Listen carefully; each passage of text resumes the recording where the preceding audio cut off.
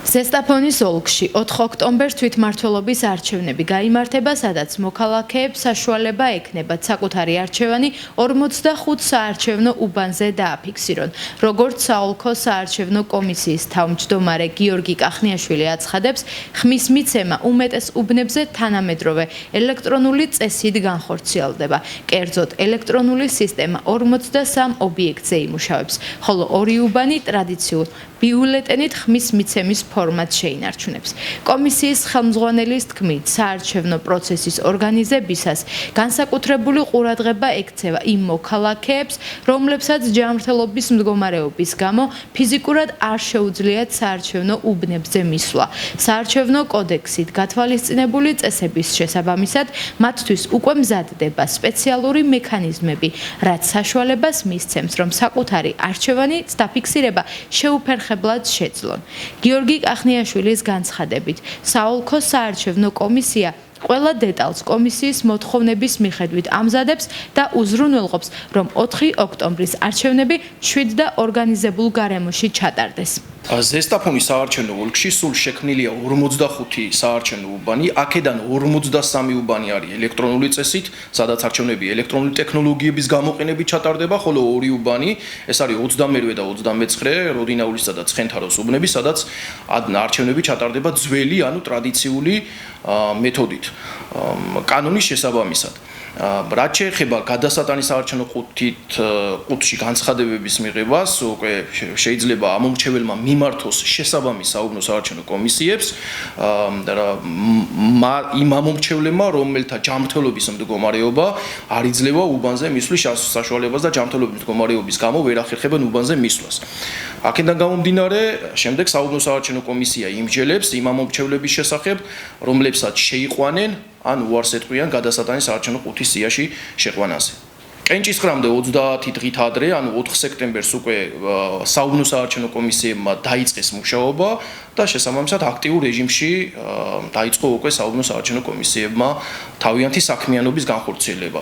ამ ეტაპისათვის მიმდინარეობს ამომრჩეველთა პარათების დარიგება და სხვადასხვა აქტივობები, რაც საარჩევნო ღონისძიებათა გრაფიკით და კოდექსით არის გათვალისწინებული.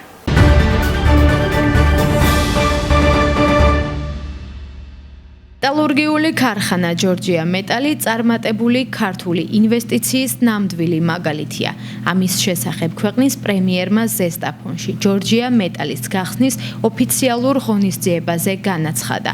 გახსნის ღონისძიებას საქართველოს პრემიერ-მინისტრ ირაკლი კობახიძესთან ერთად აღმასრულებელი და საკანონმდებლო ხელისუფლების წარმომადგენლები, ასევე ადგილობრივი ხელისუფლება და ბიზნესის სექტორის წარმომადგენლები ესწრებოდნენ. ახალი საწარმო ერთ-ერთი ყველაზე მასშტაბური ინდუსტრიული ობიექტია ქვეყანაში. მისი წლიური წარმადობა 4000 ტონა არმატურას შეადგენს, რაც საშუალებას აძლევს საქართველოს შიდა მოთხოვნის მნიშვნელოვან ნაწილს საკუთარი წარმოებით დააკმაყოფილოს. ქარხნის გაფართოების შემდგომ დაგეგმილია ფოლადსადნობის საამქროს მშენებლობა, რაც ქვეყანას მთლიანად მოუხსნის იმპორტის საჭიროებას და საფუძველს შექმნის ქართული პროდუქციის საექსპორტო ბაზრებზე გასასვლელად. პრემიერ-მინისტრის განცხადებით, ქარხანა წარმატებული ქართული ინვესტიციის მაგალითია და ეროვნული კაპიტალით განხორციელებული პროექტი ქვეყნის ეკონომიკური სუვერენიტეტის გაძლიერებას შეუწყობს ხელს. ძალიან მნიშვნელოვანია ასეთი ობიექტების გახსნა ჩვენი ეკონომიკის განვითარებისთვის, ზოგადად წარმოების განვითარება და მით უმეტეს ინდუსტრიული წარმოების განვითარება არის განსაკუთრებული მნიშვნელობის ჩვენი ქვეყნისთვის, მისი ეკონომიკისთვის. დღეს გავხსენით მეტალურგიული ქარხანა, სადაც ხდება არმატურის წარმოება, იგეგმება ამ წარმოების კიდევ უფრო მეტად გაფართოება, 400-ზე მეტი ადგილობრივია დასაქმებული, ყველა თვალსაზრისით ბუნებრივია ჩვენ მაქსიმალურად ხელშეუწყობთ ასეთი პროექტების განხორციელებას. პროექტის ავტორები ავთანდილ კოჩაძე და ზურაბ ღიბრაძე არიან. მეტალურგიულ ქარხანაში უკვე დასაქმებულია 400-ზე მეტი ადამიანი, მათგან 90% ადგილობრივია. წარმოების გაფართოებასთან ერთად დასაქმებულთა რაოდენობა დაახლოებით 1000-მდე გაიზრდება.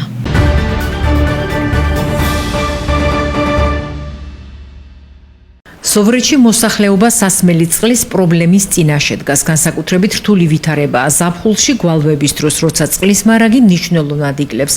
ადგილობრივები ამბობენ, რომ ხანგრძლივი გვალვის შემთხვევაში ადგილზე წყლის მოპოვება თითქმის შეუძლებელი ხდება და მის მოსატანად კილომეტრების გავლა უწევთ. ზორვეთში ვარ მე უკვე 71 წლიდან. ასე იძახიან გავაკეთებ, ჯერ არაფერი გაკეთებული. ვარ უწყლოთ. რითივსეთა აქ ჭალატყეში დადეს ხალხი დასალევ წყალზე რიგები დგას იქა ბალონებით და თუ არა და აქ ვისაც აქ ჭა და ის ჭების ის მარილიანი წყლებია ძალიან ჭები ვისაც გვაქვს ძალიან მარილიანი და წყალს ვერ მოვესწარით რომ მოგვივიდეს წყალი სულ არის რაც მახსოვს მე ეს პრობლემა წყალი აქ არ ყოფილა და არ ვიცი რა იქ პატრონები ვინც არის ვისიც არის ახლა შეიძლება ეზოში გაიგეთოს ჭა და როგორც ასეთი რომ აქ გამგეობიდან და იმიდა დახმარებიდან არაფერი არ გაკეთებულა მასეთ არ მახსოვს რომ გაკეთებული იყოს ახლა მუშაობა რამდენი წელიწადი სოფელში პრობლემაა ასევე საყოფაცხოვრებო დანიშნულებისთვის აუცილებელი წყალიც უერთესი რა იქნება წყალს თუ გაკეთებენ სოფელ წყალი არ აქვს ენაცვალე ძალიან უჭირთ ხავს და საქონლის გასალებია სალეცხი წყალი არ აქვს უყურეთესი არაფერი იქნება. მსგავსი პრობლემა არა მხოლოდ ზოვრეთში, არამედ ზესტაფონის მუნიციპალიტეტის სხვა სოფლებშიც აქვთ. ამის შესახებ მოქალაქეები სოციალურ ქსელში აქტიურად წერენ.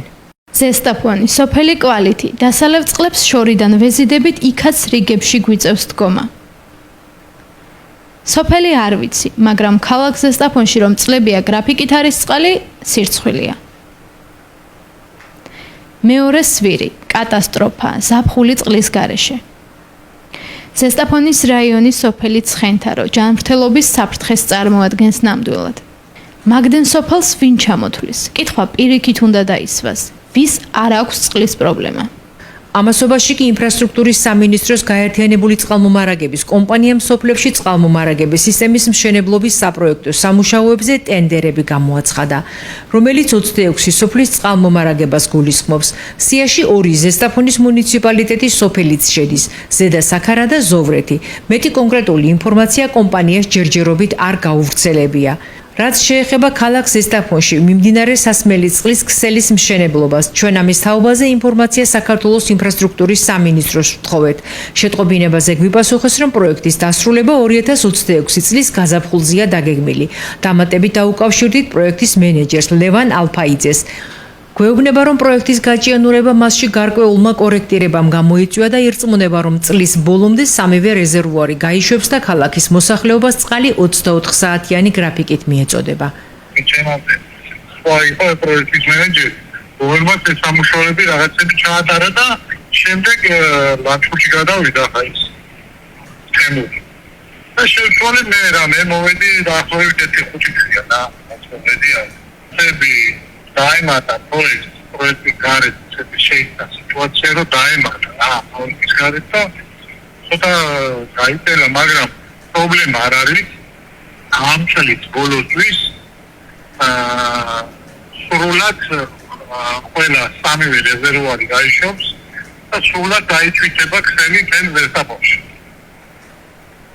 ელი ზესტაფონის მასშტაბით და იქნება 24 საათიანი წყალი რაღაც პატარა დეტალები დარჩება, მაგრამ ეტაპობრივად გაგრძელდება სამუშაოები და ჩვენი საგარანტიო კიდე დეტალები და იმ წელს განმავლობაში ასე რომ ვთქვათ, პრობლემა ხსენთან დაკავშირებით და მოსახლეობას არ შეექმნება.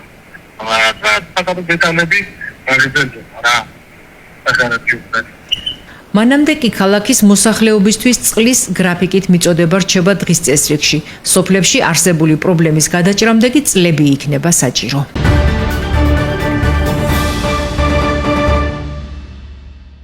ჩვენი ქარხანა უკვე წლებია აქტიურად მონაწილეობს სისხლის დონაციის აქციაში, რადგან სოციალური პასუხისმგებლობა ჩვენი საერთო ღირებულებაა.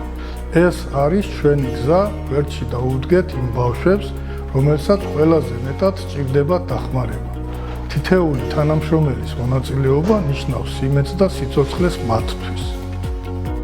არაერთხელ მივიღეთ მონაწილეობა სისხლის დონაციის აქციაში და განსაკუთრებით მახარებს ის ფაქტი, რომ ჩვენი თანამშრომლები ძალიან აქტიურად იღებენ ამაში მონაწილეობას, რაც ძალიან საამაყოა.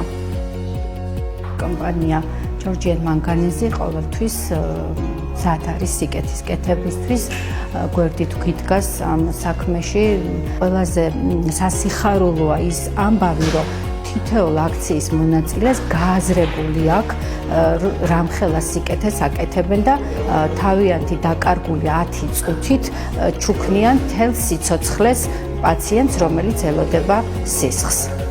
დიდი სიამოვნებით მივიღე მონაწილეობა იმისათვის, რომ დავეხმარო სხვა ადამიანს გამოჯანმრთელებაში და უკეთესად ყოფნაში. ძალიან ადამიანური ფაქტია და შემდეგისთვის კიდევ ჩავერთვები ხოლმე ასეთ აქციაში.